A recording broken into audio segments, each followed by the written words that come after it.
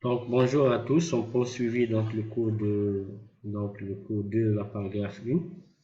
Donc, nous avons établi la relation entre l'enthalpie libre de la réaction et le potentiel ou bien la force électromotrice de la pile. Donc, il faut noter que tel qu'on a défini ici, le delta Rg fois d d'oxy doit être négatif. Donc, delta Rg est négatif. Donc, la force électromotrice de la pile est positive. Donc, le E de la pile qui vaut EC moins EA, E de la cathode moins de E de l'anode est positif dans ce cas. Bien sûr, si je détermine l'enthalpie libre d'une réaction, on peut déterminer les autres grandeurs de réaction telles que l'entropie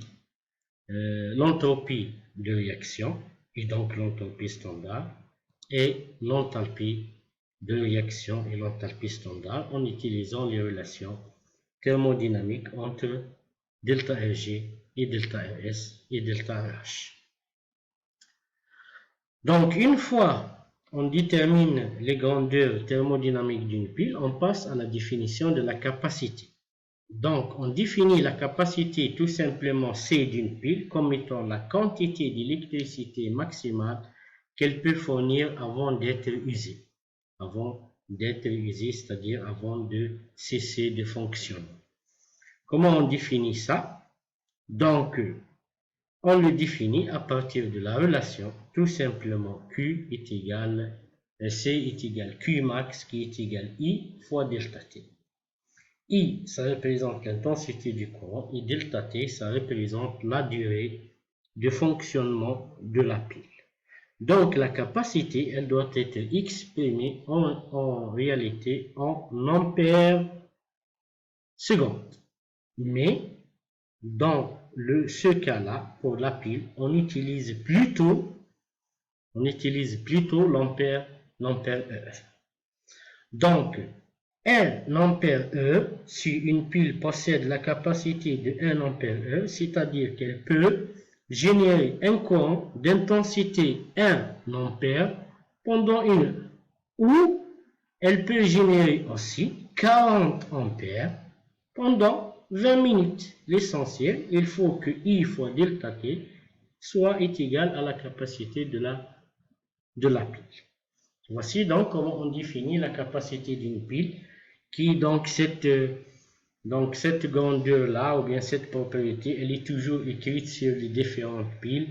Vous trouvez des piles de 3600 ampères-heure, ou bien 9000 ampères-heure, ainsi de suite. Ça signifie qu'elle vous donne l'intensité du courant que la pile peut débiter en fonction, ou bien pendant la durée de son fonctionnement. Donc, elle peut générer un courant variable pendant une courte durée, un grand courant pendant une courte durée, ou bien un petit courant pendant une longue durée. Tout dépend bien sûr de son utilisation. On passe à la partie la plus importante ici, c'est la portion cinétique de la pile. Comment donc, une fois j'ai étudié l'aspect thermodynamique d'une pile en faisant intervenir des grandeurs thermodynamiques, comment maintenant j'explique le fonctionnement de la pile. Donc, je vais étudier une pile faisant intervenir deux couples redox et plus précisément, je vais prendre une lame métallique plongée dans une solution qui contient son ion métallique Mp+. Une deuxième lame que je vais la noter Mp dans une solution plongée dans une solution contenant son ion métallique M'R+. Pour simplifier, le métal peut être le zinc et Mp peut être le cuivre, par exemple dans le cas, le premier cas qu'on a vu au départ. Donc, on suppose les deux systèmes rapides, c'est-à-dire je vais m'intéresser premièrement à un système rapide, puis on va faire intervenir des surtensions. Donc, le métal M est supposé plus réducteur que M', c'est-à-dire que M' est plus noble que M. Donc, le M' est le siège d'une réduction, il se réduit et M est le siège d'une oxydation, il s'oxyde. Donc, dans ce cas-là, la courbe intensité-potentiel possède cette allure-là. Le premier système, il est rapide. Le deuxième système aussi, il est rapide. Et comme M' est plus noble que M, le E' thermodynamique serait plus grand que E thermodynamique. Du coup, la branche anodique du premier couple, elle serait située à gauche de la branche cathodique du deuxième couple.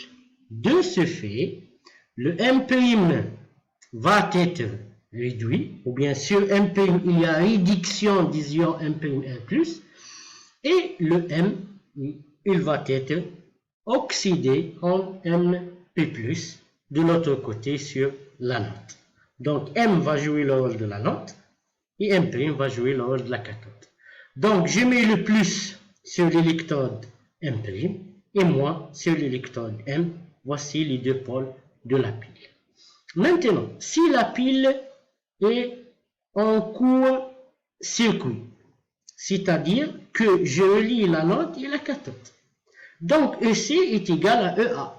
Donc il existe un potentiel commun aux deux. Ce potentiel, il définit bien le potentiel mixte, puisque le I anodique doit être égal à I cathodique, et donc il existe un seul, ou bien une seule valeur du potentiel qui vérifie IA est égal à moins IC. Ce potentiel-là me permet de définir pour la pile son courant maximal. Le courant serait maximal lorsque la pile est court-circuitée, c'est-à-dire lorsque je relie ces deux électrodes, j'obtiens un courant maximal. Maintenant, en circuit ouvert, si la pile n'est pas reliée à un circuit extérieur, eh bien, il n'y a aucun courant qui circule, donc IA est égal à 0, IC est égal à 0, et donc le potentiel payé par l'anode, c'est E' thermodynamique, et le potentiel payé par la cathode, c'est E thermodynamique, et la force électromotrice de la pile, ça définit la différence entre ces deux potentiels-là. Donc, en circuit ouvert, je mesure pour la pile sa force électromotrice. En court-circuit plutôt, la pile, elle débite un courant maximal qui correspond à l'égalité entre les deux électrodes EC est égal à E. Maintenant, en faisant intervenir les surtensions cathodiques et anodiques, et il faut aussi tenir compte de la tension ohmique, puisque si je relie la pile à un circuit extérieur, je le considère comme une résistance. Je peux toujours modéliser le circuit extérieur par une résistance R. Donc il y a ce qu'on appelle la chute ohmique, R fois I, qui est la tension ohmique dissipée par la résistance du circuit. Dans ce cas-là, on va trouver l'allure suivante de la pile. La pile, elle est ni court-circuitée, ni en circuit ouvert. Donc, l'anode et la cathode n'ont pas le même potentiel. Le E de la cathode et le E de l'anode, ils sont différents ici. Et la différence de potentiel lorsque la pile débite est appelée tout simplement delta I de la pile, c'est-à-dire la tension lorsque la pile débite. On voit bien sur la courbe que delta I doit être inférieure à la force électromotrice de la pile. Autrement dit, elle doit être inférieure forcément à delta E TH qui vaut E'TH moins ETH. C'est le principe de fonctionnement d'une pile ou bien le principe d'une réaction spontanée. Donc, la force électromotrice de la pile, elle vaut delta I de la pile plus les surtensions cathodique et anodique à laquelle je dois ajouter la partie dissipée par la résistance et on trouve la relation suivante.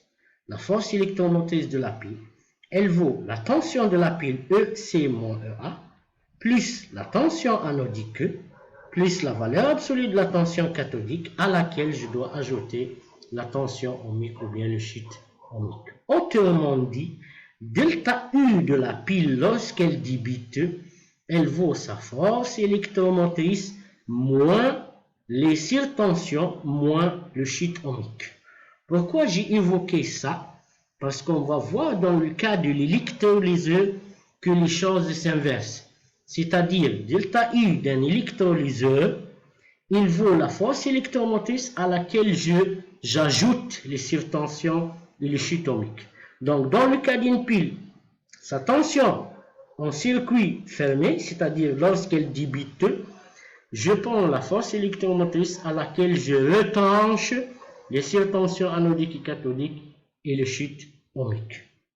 Donc ici, le E représente la force électromotrice. Delta I de la pile, c'est ce qu'on appelle la tension ou bien la différence de potentiel lorsque la pile débite, et R, c'est la résistance du circuit extérieur.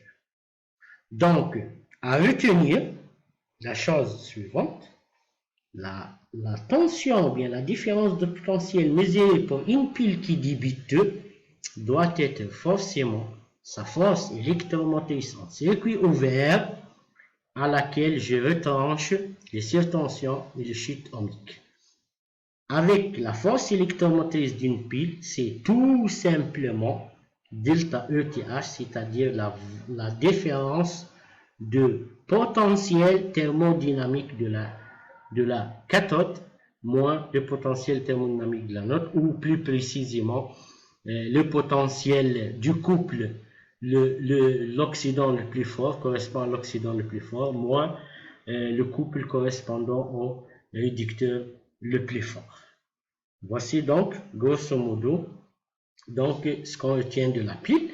En résumé, donc bien que delta ETH soit une grandeur thermodynamique, son utilisation pour décrire le système ici de connaître des réactions qui ont effectivement lieu.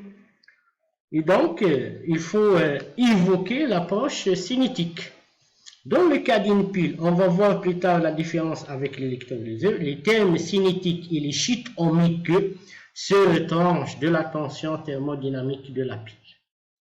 C'est ça, en fait, ce qu'il faut savoir, à partir, bien sûr, toujours de la courbe intensité potentielle que je vous ai présentée. Donc, si je vais faire un schéma récapitulatif de la pile, donc ici, je mets les deux potentiels thermodynamiques tels que E' supérieur à E, et donc l'oxydant 1, 2, l'oxydant prime va réagir avec le réducteur pour donner l'oxydant et le réducteur prime. Maintenant, le potentiel de la cathode est supérieur au potentiel de l'anode. La différence est appelée delta I plus RI. Bien sûr, dans le cas du schéma ici, on ne peut pas représenter le sheet ohmique. Le sheet ohmique, c'est la tension au bande de la résistance du circuit équivalent. Mais on le représente ici comme étant donc le delta I plus RI qui vaut EC moins EA, à laquelle je dois ajouter la surtension anodique et la surtension cathodique afin de trouver la relation décrite pour la pile. Delta I d'une pile est égal à delta ETH moins nu A moins valeur absolue de Nicée moins R fois I.